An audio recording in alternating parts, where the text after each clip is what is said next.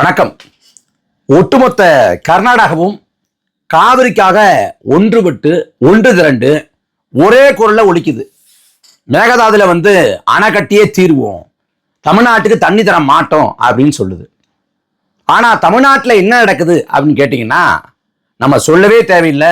அந்த மாதிரி கலேவரங்கள், அவலங்கள், அலங்கோலங்கள் நடக்குது.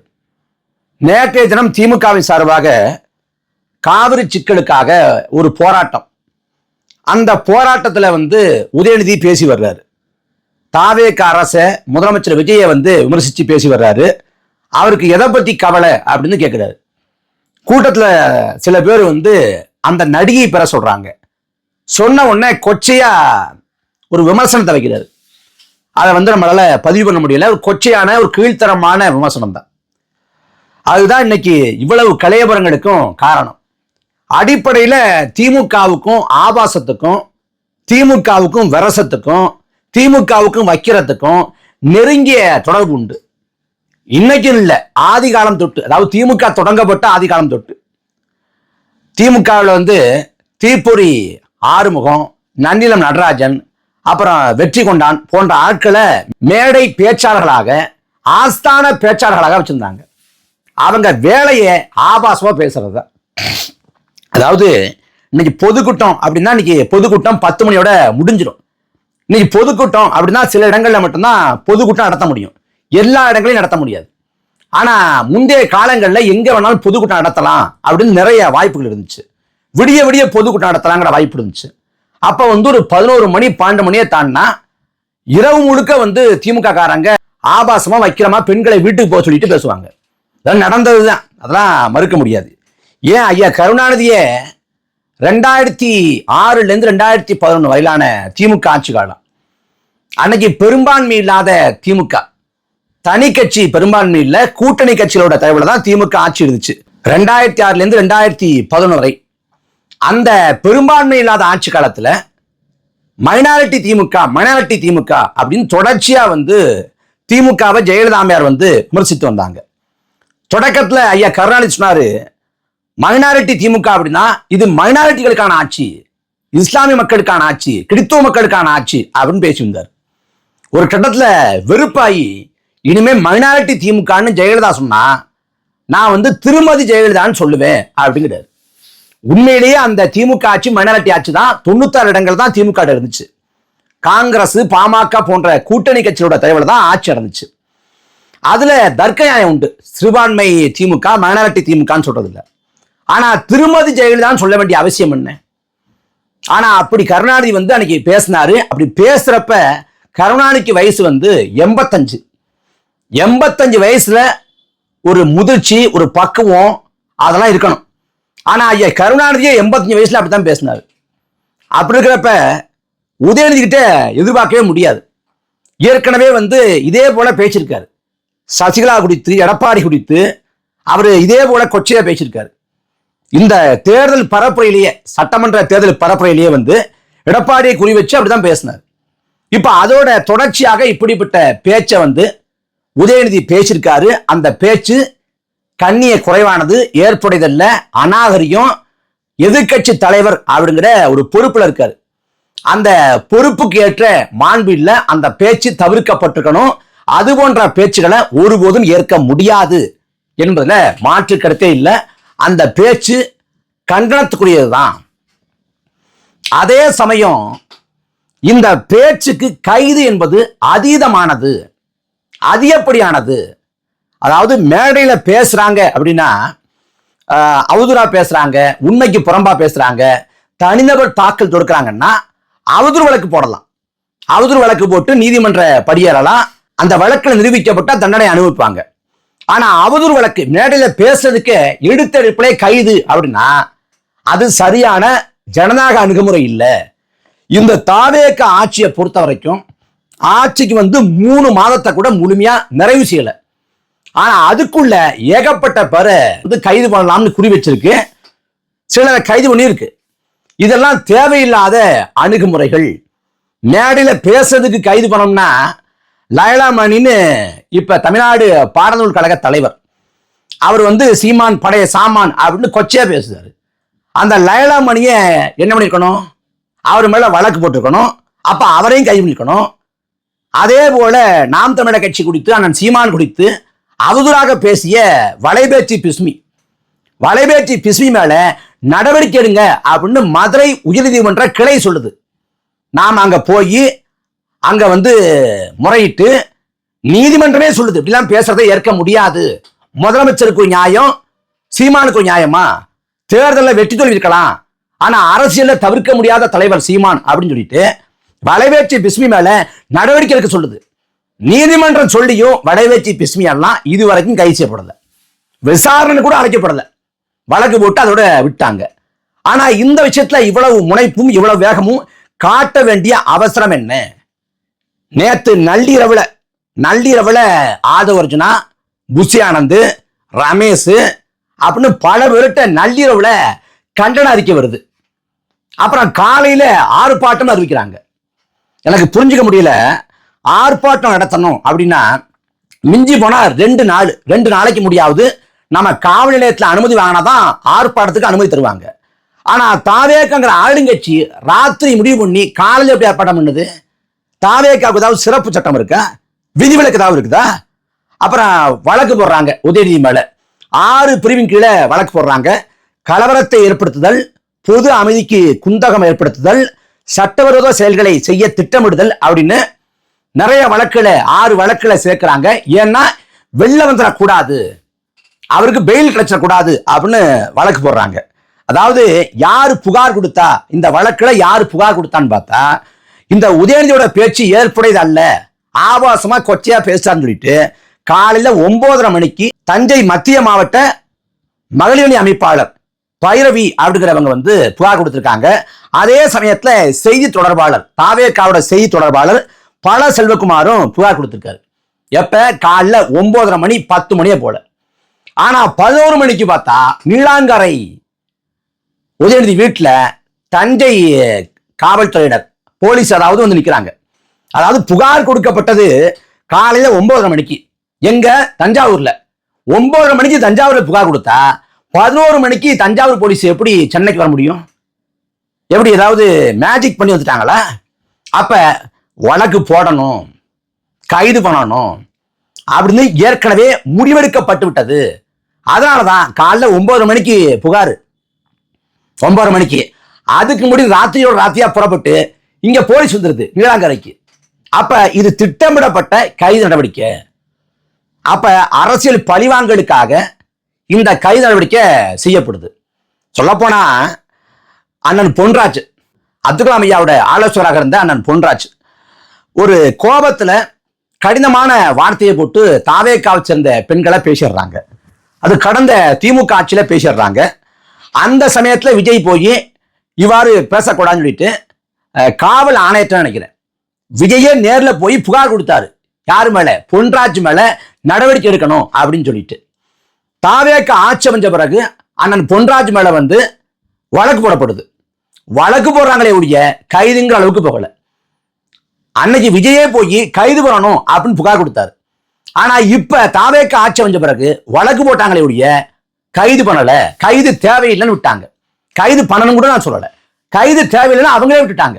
எப்ப? தாவேக்காவை சேர்ந்த பெண்களை தப்பா பேசிட்டாரு பொன்ராஜ் அப்படின்னு அன்னைக்கு கொதித்த விஜய் தாவேக்கா ஆட்சியில கைது தேவையில்லை அப்படின்னு விட்டார். அதே சமயம் உதயநிதியோட இந்த பேச்சுக்கு உடனடியாக கைது பண்ணணும்னு ராத்திரியா முடிவு பண்ணி காலையில காவல்துறை இறக்கி கைது செய்ய வேண்டிய அவசியம் என்ன? அதுவும் உயர்நீதிமன்றமே சொல்லுது. எப்படி சொல்லுது?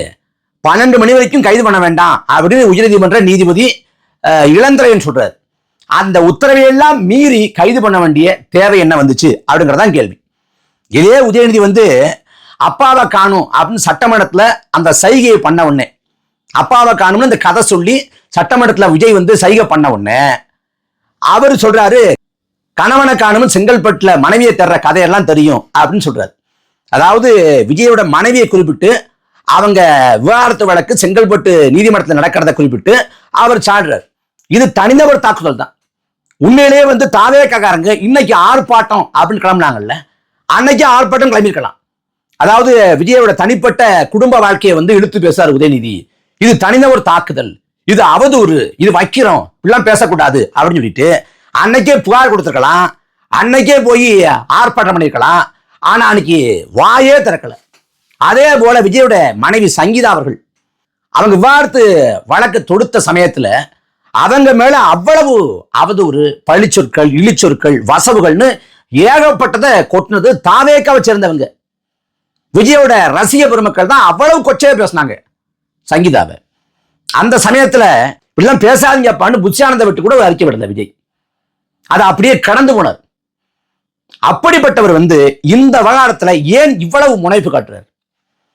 காவிரி சிக்கல் பத்தி எரியுது, மேகதாதுல நான் அணை கட்டியே திருவன்னு டி.கே. சிவகுமார் சொல்றாரு. ஒருவேளை விஜய் அங்க போயிருந்தா கூட விஜய் ஹெலிகாப்டர்ல ஏத்திட்டு போய் அங்க இருக்கக்கூடிய நீர்நிலைகள், அணை எல்லாத்தையும் காமிச்சு தண்ணி இல்ல பாத்துக்குங்க, போய் அங்க சொல்லுங்க தண்ணி இங்க இல்லைன்னு போய் சொல்லுங்க, அதனால தண்ணி தர முடியாது அப்படின்னு தான் சொல்லியிருப்பாரு. தண்ணி எல்லாம் ஒரு சொட்டு தண்ணி கூட தர மாட்டார். இன்னும் சொல்ல போனா டி.கே. சிவகுமாரோட கனகபுரா தொகுதி, சொந்த தொகுதி கனகபுரா தொகுதி, அந்த தொகுதிக்குள்ளதான் மேகதாது அணை வருது. மேகதாது அணையை எப்படியாவது 2028 கட்டி 2028 சட்டமன்ற பொது தேர்தலின் போது இதை சொல்லியே வாக்கு கேட்கணும் அப்படிங்கிறதான் டி.கே. சிவகுமாரோட எண்ணம். விஜய் வர வேண்டாம் அப்படின்னு சொன்னது கூட விஜய் போய் அங்க பேச்சுவார்த்தை நடத்தினா இதை வச்சு எடியூரப்பாவும் பாஜகவும் என்ன சொல்லணும்னா தமிழ்நாடு அரசோட இணங்கி போயிட்டார் டி.கே. சிவகுமார், தமிழ்நாடு அரசோட ஒத்து போயிட்டாரு அப்படின்னு பரப்போசிங்கிற பயத்துல தான். அப்ப தண்ணி தமிழ்நாட்டுக்கு தரக்கூடாதுங்கிறதுலையும் மேகதாதுல அணைக்கட்டுங்கிறதுலையும் கர்நாடக அரசு மிக தீவிரமா இருக்கு. 14ஆம் தேதி அவங்க கர்நாடகாவில் மாநிலம் தழுவிய போராட்டத்தில் இருக்காங்க. அதே போல அனைத்து கட்சி கொடுத்த கூட்டி முடிச்சுட்டாங்க. அப்ப அங்க ஆளுங்கட்சி எதிர்கட்சி எல்லாம் ஒத்தி செஞ்சு ஒரே கருத்துல அணை கட்டுவோம், தண்ணி தரக்கூடாது அப்படின்னு சொல்லுது. ஆனா தமிழ்நாட்டுல ஆளுங்கட்சியை பார்த்தா ஆளுங்கட்சி கைது பண்றதுல முனைப்போடு இருக்கு. எதிர்கட்சியை பார்த்தா கைதை கண்டிச்சு தமிழ்நாடு முழுக்க போராட்டம் பண்ணுது. எப்படி உதயநிதியை கைது பண்ணலாம் அப்படின்னு தமிழ்நாடு முழுக்க எதிர்கட்சி போராட்டம் பண்ணுது. ஆளுங்கட்சியும் அரசு எந்திரமும் எதுக்காக வளைச்சுதுன்னா எப்படியாவது கைது பண்ணிடணும். கடைசியில நீதிமன்றம் சொல்லுது அவரை இன்னைக்கே விடுவிச்சிருங்க அப்படின்னு சொல்லுது. நாம் பேசிக்கொண்டிருக்கிற தற்சமயத்துல செங்கிப்பட்டி காவல் நிலையத்துல உதயநிதி இருக்கார். இந்த காவலி வெளியாகிற சமயத்துல அவர் விடுவிக்கப்பட்டிருக்க கூடும். அப்படி காவிரி விவகாரத்துல கவனம் செலுத்தி அனைத்து கட்சி கூட்டத்தை கூட்டி ஒருமித்து ஒரு நிலைப்பாட்டு எடுக்க வேண்டிய நேரத்துல ஆளுங்கட்சி ஆகாத வேலை பார்க்குது, எதிர்கட்சி வீணான வேலை பார்க்குது. அப்ப தமிழ்நாட்டோட மக்களின் வாழ்வாதாரம், காவிரி சிக்கல் குறித்தான அக்கறை எங்க போச்சு? எதுக்காக தமிழ்நாடு இன்னைக்கு பேசியிருக்கணும்? எதை பேசணும்? எதுக்காக போராடணும்? எதுக்காக களத்து நிற்கணும்? எதுக்காக கடைகளை மூடணும்? காவிரிக்காக பண்ணிருக்கணும். ஆனா கைதை கண்டிச்சு திமுக பண்றேன், தாவேக்காரன் இனிப்பு கொடுத்து கொண்டாடுறேன். காவிரியில தண்ணி வருது, அணை கட்டப்படாது, இனிப்பு கொடுத்து கொண்டாடுங்கன்னு சொன்னா நியாயம் இருக்கு. நீ கைதை கண்டிச்சு இனிப்பு கொடுத்து கொண்டாடுவன்னா அப்ப ஆளுங்கட்சியும் ஆகிற வேலை பார்க்கல, எதிர்கட்சியும் ஆகிற வேலை பார்க்கல. இதுல துணை கூட மக்கள் நலன் கிடையாது. ரெண்டு கட்சியான லாவணி கச்சேரி, பகைமை, காழ்ப்புணர்ச்சி, வன்மம், அதை தாண்டி ஒரு புள்ளி அளவு கூட மக்கள் நலன் கிடையாது. இது எல்லாம் யாருக்கா நடத்தப்படுது? கைது பண்ணியே தீரணும், காலையில கைது பண்ணியே தீரணும்னு ராத்திரியோட ராத்திரியா உத்தரவு போட்டு தஞ்சை மாவட்ட காவல்துறையினரை இறக்கி இந்த வேலை நடப்பது யாரை திருப்திப்படுத்த? யாரை திருப்திப்படுத்த? யார் சொல்லி நடக்குது? ஒட்டுமொத்த நாட்டுக்கே தெரியும் இந்த கைது நடவடிக்கை, இந்த அரசு இயந்திரத்தோட இந்த துரித செயல்பாடு எதுக்காக நடக்குதுன்னு. அண்ணன் சீமானவர்களை இழிவா பேசலாம், என்னோட ட்விட்டர் பின்னூட்டங்கள்ல பார்த்தா தெரியும். தாவேக்காரன் அத்தனை வெறும் வக்கிரத்தை, ஆபாசத்தை வாந்தி எடுத்து வச்சிருப்பேன். இந்த ஆபாசமா பேசுறது கைது பண்ணணும் அப்படின்னு ஆரம்பிச்சா புழல் சிறை போல ஒரு பெரிய சிறையை கட்டி தாவேக்காரனை பூரா உள்ள அடைக்க வேண்டியதுதான். ஏன்னா ஒருத்தருக்கும் கருத்தாக, கருத்திலாக, அரசியலாக பேசவே தெரியாது. அவன் வாயை திறந்தா வைக்கிறவா பேசுவான், ஆபாசமா பேசுவான், விரசமா பேசுவான், அதை தாண்டி ஒரு கருமாந்தம் தெரியாது. அந்த கட்சியோட தலைவர், தமிழ்நாட்டின் முதலமைச்சர், அவரே டேஷ் போட்டு பேசுறாரு, வாயில வந்துருங்கிறார். அவர் ஒரு மாண்புமிகு முதலமைச்சர் அப்படிங்கிற பொறுப்புல இருக்கார். அவரே மாண்பை கடைபிடிக்கல, பண்பை கடைபிடிக்கல. கடைக்கோடி அந்த கட்சியில் இருக்கக்கூடிய தொண்டன்ட்ட என்ன எதிர்பார்க்க முடியும்? இந்த பக்கம் உதயநிதி அவர் தன்னோட போக்க மாற்றிக்கொள்ளல. கடந்த காலத்துல சசிகலா அம்மையார் குறித்து கொச்சையா பேசினாரு, எடப்பாடி குறித்து கொச்சையா பேசினாரு. இப்போது பார்த்தா விஜய் குறித்தும் கொச்சையா பேசுறாரு. விஜயை கிழித்து தொங்க விடுவதற்கு எண்ணற்ற கருத்துக்கள் இருக்கு. கருத்தா பேசுங்க, கருத்திலா பேசுங்க. ஏன் இதை பேசணும்? இப்ப நாளைக்கு நிதிநிலை அறிக்கை தாக்கல் செய்யப்பட இருக்கு. சட்டமன்ற கூட்டத்தொடர்.